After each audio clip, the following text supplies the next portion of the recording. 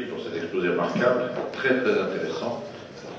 Tu n'es ni journaliste ni homme du renseignement, tu as dit, tu es vrai universitaire, mais tu as bien raison de plonger profondément dans l'histoire, parce qu'on a besoin effectivement de connaître l'histoire pour comprendre le présent.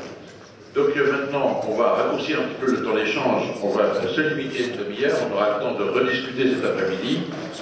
Mais s'il y a des questions, elles sont les bienvenues. Johanna, vous pouvez apporter, je ne sais pas où vous voulez. Oui, mais passez le micro à ceux qui veulent poser des questions, s'il vous plaît. Alex, venez. Oui, il y a monsieur ici qui pose une question. Donc on respecte strictement, à 1 heure, on arrête.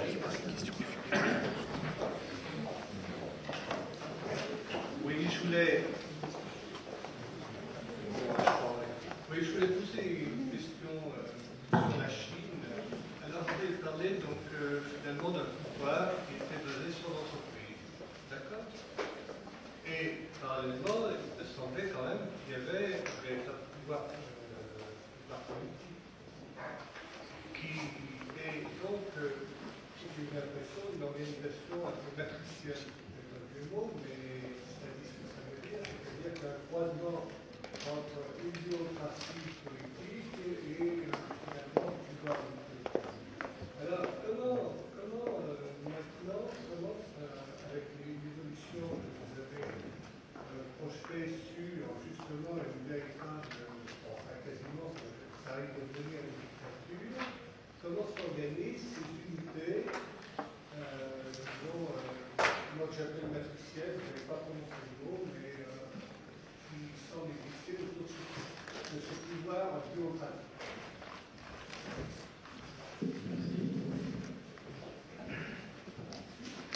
C'est une dictature. Donc c'est des unités économiques. Par exemple, un village rural, c'est une unité économique. Une usine, c'est une unité économique. Une université, c'est une unité économique. Donc c'est ça qui sont les unités autonomes. Et par exemple, l'état civil est géré par une unité autonome. Ça a changé dans les années 90. La plupart des gens n'ont plus vraiment d'unité autonome que dans leur lieu géographique. C'est donc ce système de Danway est remplacé par une société beaucoup plus municipale. On va dire que l'unité, ça devient la province et la municipalité plus que ce n'était l'unité économique. Donc ce système-là a basculé. Donc ça a toujours été politique, puisque c'était le parti qui était l'ossature des structures.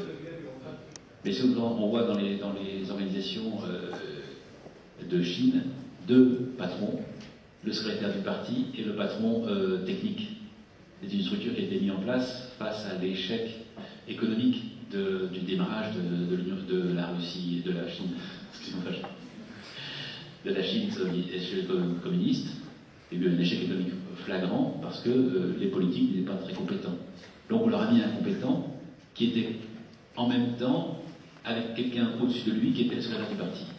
Donc structure bicéphale qu'on retrouve encore dans les universités d'aujourd'hui. Voilà. L'éclatement d'une Chine dans un conflit, est-ce que les provinces, les villes se retrouveraient c'est une structure, bien sûr, c'est l'éclat, je ne sais pas où ça va. Je n'ai pas de réponse là-dessus.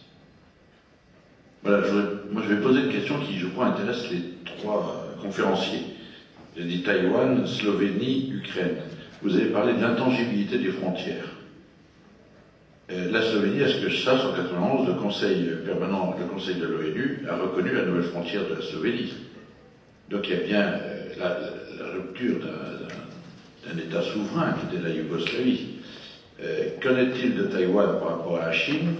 Peut-on poser la question de l'Ukraine? Pourquoi on ne pourrait pas arrocher l'Ukraine, le Donbass à l'Ukraine? Est-ce que l'ONU est véritablement solide sur ses bases? Oui, alors, pour la dissolution de l'ancienne URSS et de l'ancienne Yougoslavie, il y a 2 choses à bien comprendre. Premièrement, donc, la plupart des autres États ont reconnu, la plupart des États tiers ont reconnu les nouveaux États, premièrement. Et puis deuxièmement, l'ONU, donc, elle ne reconnaît pas, hein, mais elle peut confirmer. les nouveaux États apparus ont gardé leurs tracés territoriaux antérieurs. Ces tracés territoriaux sont intangibles. Ils ne sont cependant pas immuables. Autrement dit, entre les deux États concernés, on peut modifier la frontière, pourvu qu'il y ait un accord bilatéral, un consentement bilatéral valable. D'accord ? Mais s'il n'y a pas de consentement, il y a cette idée, ce principe, c'est pas une idée, c'est un principe. Il y a ce principe que les tracés territoriaux ne doivent pas bouger. C'est ça l'outil possible ici. Donc effectivement, les limites de l'Ukraine soviétique sont demeurées les limites de l'Ukraine indépendante. Sauf que 2014, le rattachement de la Crimée à la Russie, et puis le conflit séparatiste que vous savez. Le séparatisme, vous voyez le cas du Sud-Soudan par exemple. Bon. Le séparatisme peut être accepté par les États et puis par l'ONU à la condition suivante, c'est que l'État concerné par la sécession reconnaisse la nouvelle entité. Le Soudan a reconnu le Sud-Soudan, les autres États peuvent suivre, pas de souci. D'accord ? Donc pareil du côté, donc, ici le problème qui se pose, par exemple, c'est pour le Kosovo, hein. On aurait pu imaginer en 99, bon, pourquoi pas, la partie nord à peuplement majoritaire serbe passe à la Serbie, et le reste est indépendant. Voilà, se pourrait rattacher à l'Albanie. On n'a pas voulu ça. Parce qu'on ne veut pas de nouveaux tracés territoriaux qui suivraient les clivages ethniques. On ne peut pas créer un précédent. Parce qu'effectivement, à la surface du globe, de très nombreux États sont pluriethniques. De très nombreux États ont des frontières qui ont été tracées par des puissances extérieures. Pensons à l'Afrique, à l'Asie du Sud, à l'Asie du Sud-Est. Bon. Donc, pour le Proche-Orient, bien. Donc, on veut éviter le précédent. Parce que si on se met ici, vous voyez, à tracer de nouvelles limites en fonction des clivages ethno-linguistiques, ben, on ouvre la boîte de Pandore. Toute l'Afrique va être dessinée, potentiellement.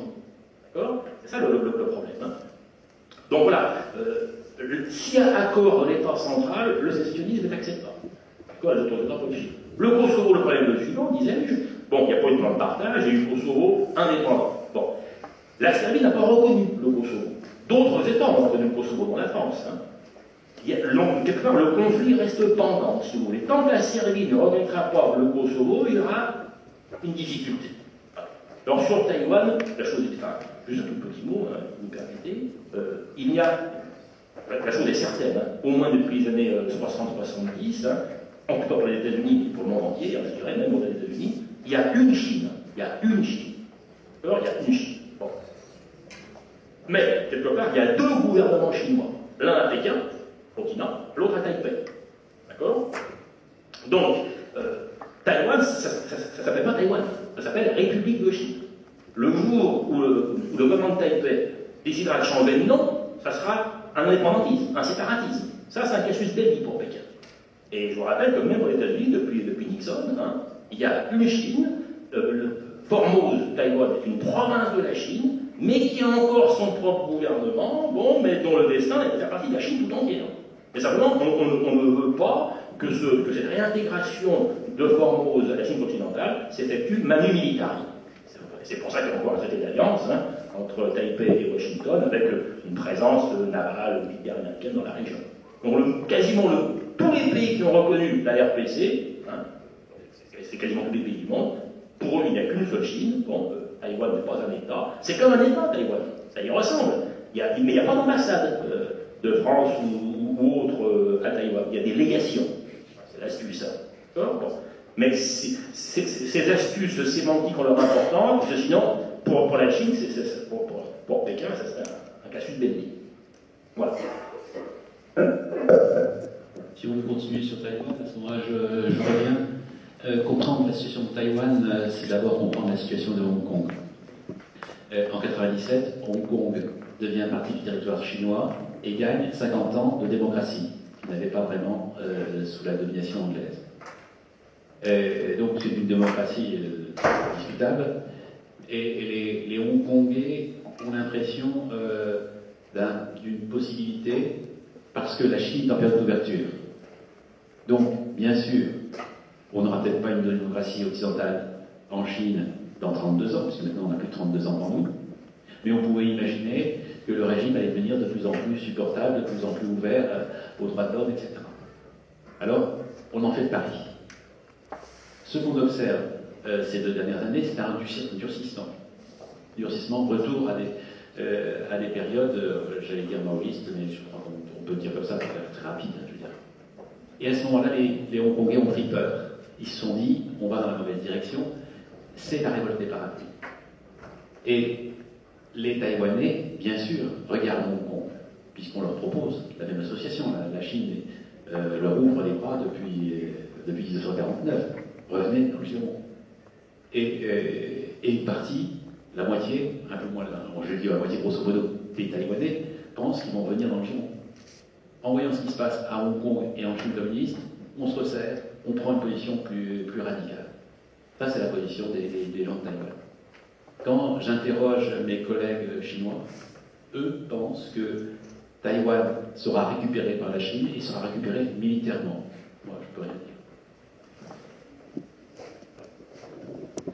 Merci. Si on pouvait donner le micro au monsieur devant, s'il vous plaît. Merci beaucoup. Alors moi, ma question, c'est sur la Chine. Donc, en fait, ma question est celle-ci. Vous avez évoqué tout à l'heure la question d'un pouvoir d'un président à vie, et surtout sur le contrôle de fécondité, donc la dictature chinoise. Donc, mis à part les relations économiques qu'entretient la Chine avec le reste du monde, peut-on pas finalement assimiler la dictature chinoise à la dictature nord-coréenne, par exemple?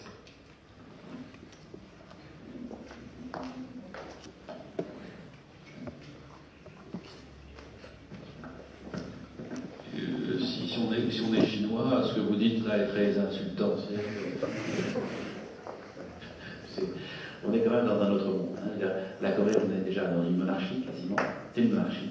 La Chine, ce n'est pas une monarchie. Donc, pour l'instant, c'est déjà une réponse. L'autre réponse, c'est que la Chine est beaucoup plus ouverte au monde extérieur que n'est la Corée. Elle envoie ses étudiants massivement à l'étranger. Il ne s'agit pas de la même chose. Maintenant, si vous craignez une dérive coréenne du gouvernement chinois, c'est bravo. Moi, je ne ferai pas une comparaison aussi brutale. Paul-Marc Collin, maître de conférence à l'IAE, Université Lyon 3. Une première question pour Jean Ruffier. Concernant cette stabilité, cette gouvernance chinoise caractérisée par la longue durée, le long terme, est-ce que c'est une spécificité du Parti communiste ou est-ce que c'est déjà dans la mentalité chinoise de toute éternité? Et deuxième sous-question, vous nous avez parlé beaucoup du pouvoir central. Qu'en est-il du pouvoir des régions? Est-ce qu'il est nul ou est-ce qu'il existe quand même? Je profite pour grouper toutes mes questions rapidement. Donc pour notre cher général, ma question est la suivante. Par qui Daesh est-il armé? Et puis pour notre troisième intervenant, le pouvoir à Kiev, en interdisant la langue russe en Ukraine, n'a-t-il pas finalement souhaité et fabriqué la guerre civile? Merci.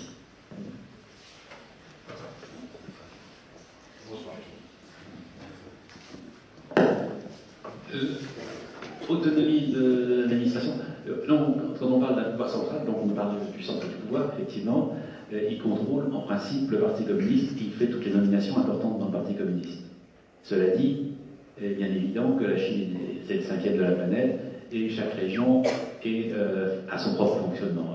Personnellement, si j'ai pu créer mon centre, c'était parce que j'étais à Canton et à 2000 km du pouvoir central. Ça, pour moi, il n'y a aucun doute. Je n'ai jamais pu faire la même chose avec un.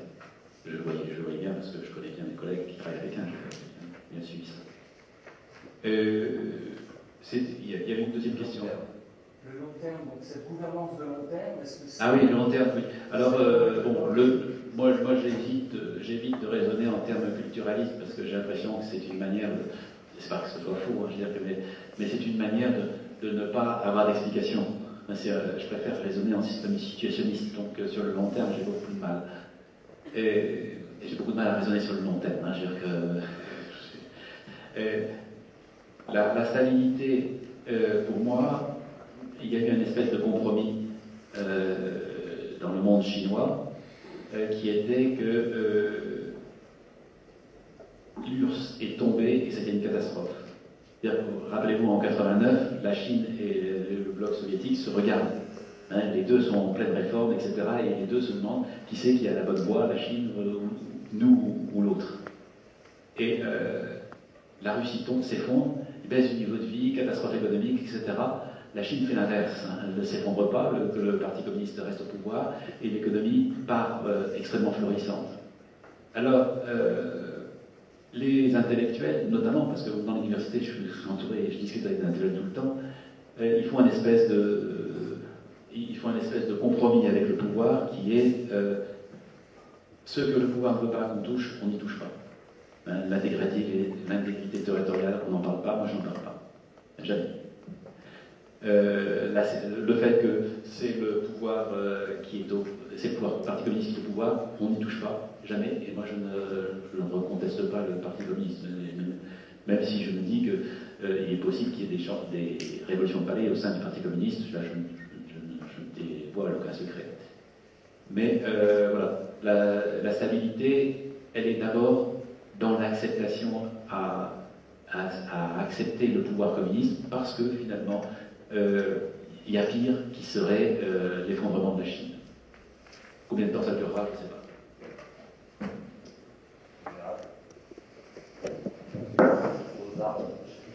Cette question. Avant de parler d'armement, je voudrais juste évoquer le financement, parce que c'est important. On ne fait pas la guerre sans argent, vous savez bien. Le financement, il est déjà très ancien pour Daesh. Et on sait très bien que l'Arabie Saoudite en particulier a participé, enfin, pas l'Arabie Saoudite en tant qu'État, mais comment va-t-on les appeler? Les princes. Oui, non, pas les princes, justement, les bénévoles, enfin, ou les mécènes, voilà, les mécènes industriels, notamment économiques, saoudiens, ont participé au financement de Daesh. Qatar également, donc une mouvance déjà de la péninsule arabique qui a largement participé au financement de Daesh. Également des autres mouvements, à une certaine époque des frères musulmans, bien sûr, et très récemment encore du front Al-Nusra, qui est derrière Daesh, l'organisation terroriste la plus dangereuse, après Daesh bien sûr, mais enfin à peu près au même niveau. Et ils sont en conflit tous les deux. Pour ce qui est du financement, aujourd'hui, enfin depuis quelques mois, il y a également le financement de guerre, comme je l'appelle, c'est-à-dire la prise, comme vous le savez, il y a 6 mois à peu près, la prise de la banque de Mossoul et de ses liquidités, parce que dans les pays arabes, il y a une particularité, moi je ne suis pas un économiste ou un financier, mais c'est que le virtuel n'est pas dans la mentalité, l'argent virtuel n'est pas dans la mentalité arabe. On aime bien avoir les liasses de billets, regardez ce qui a été découvert dans les palais des dictateurs, que ce soit chez Ben Ali, que ce soit chez Kadhafi, etc. Mais des monceaux de billets, de valeurs, etc. Donc vous pensez bien que les 500 millions de dollars, je ne peux pas dire de bêtises, qu'il y avait dans la banque de Mossoul, c'était une sacrée prise de guerre pour financer son équipement. Donc ça c'est une partie. L'autre partie du financement, donc c'est pétrole. Comme vous le savez, il y a eu, je crois, 5 puits qui ont été saisis. L'armée de Daesh, on peut déjà l'appeler comme ça, s'en est emparée, avec une production, je crois, de 2 à 3 millions de dollars par jour, je pense. Si mes chiffres sont exacts et si je m'en souviens bien.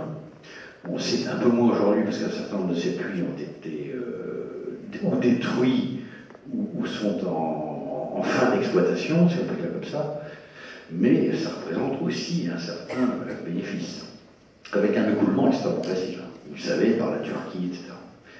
Alors, et l'armement. Donc, vous voyez qu'aucun mal à financer de l'armement, même de l'armement lourd. Voilà.